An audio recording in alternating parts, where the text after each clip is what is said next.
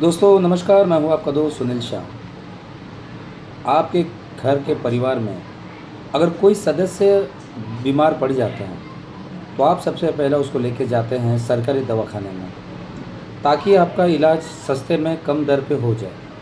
लेकिन होता क्या है कि अगर समझ लीजिए कोई पेशेंट आप महानगर पालिका के अस्पताल में लेके जाते हो तो वो कहता है कि यहाँ पर हमारा ट्रीटमेंट नहीं हो पाएगा, किसी और जगह पर उनको रेफरेंस कर देता है।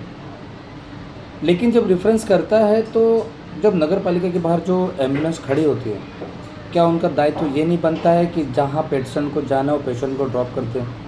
क्योंकि इनका क्या होता है कि ये अस्पताल से दूसरा अस्पताल अगर ठीक है मुंबई साइड में जाना है तो उनका चार्जेस लगता है। लेकिन अगर आप नाला सोपर है विरार वसई में अगर आपको किसी अस्पताल में भर्ती करना है तो भी उसका चार्जेस लेते हैं।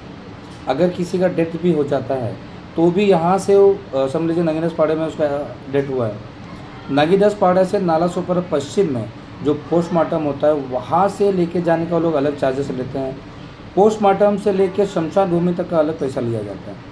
तो कहीं ना कहीं ये काला बाजारी जो हमारे एम्बुलेंस के द्वारा होता है, महानगर पालिका को इसको रोकथाम करना चाहिए। क्या होता है कि आप नगर पालिका के बाहर अक्सर देखते हो कि कुछ 4 से 5 एम्बुलेंस खड़ी रहती हैं।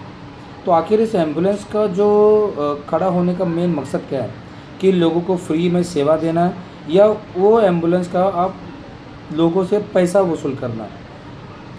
कहीं न कहीं हमारे महानगर पालिका की इसमें साफ कमज़ोरी दर्शाता है कि अगर आप कोई पेशेंट अगर आपके पास है तो उसको समझ लीजिए अगर विरार वसई में कहीं अगर आपको एडमिट करना है तो उसका चार्जेस नहीं लेना चाहिए अगर सरकारी एम्बुलेंस हो तो।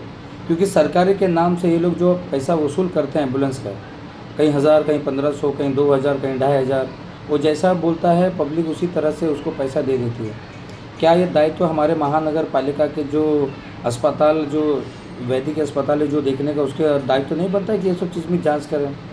आप कभी भी अगर हमारे महानगर पालिका के अस्पताल जाते हो तो वहाँ पर बहुत लोगों से व्यवहार तो दुर्व्यवहार से बात किया जाता है, ये भी बहुत निंदनीय है।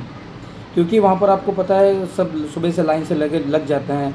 वहाँ के डॉक्टर कभी कभी टाइम से आते नहीं, क्योंकि उनका अलग अलग क्लिनिक होता है। 2 बजे का टाइमिंग होता है तो 4 बजे आते हैं, 4 बजे का टाइमिंग होता है तो 7 बजे आते हैं। क्योंकि वहाँ के कुछ ऐसे डॉक्टर हैं जो अपना निजी क्लिनिक चलाने के बाद जैसे उनको टाइम मिलता है वो यहाँ पर आते हैं, पेशेंट को देखते हैं, चले जाते हैं। तो सोच लीजिए ना कि 2 से 3 घंटा अगर कोई भी हमारे यहाँ के विरार वसई की जो जनता है नगर पालिका जाते हैं तो इतना घंटा उनको इंतज़ार करना पड़ता है। वहाँ के जो स्टाफ होते हैं वो जो पेशेंट होते हैं उसके परिवारजनों से ढंग से अच्छे व्यवहार से बातचीत नहीं करते हैं। तो ये मतलब उनको एकदम कचरा समझेंगे तो कैसा चलेगा?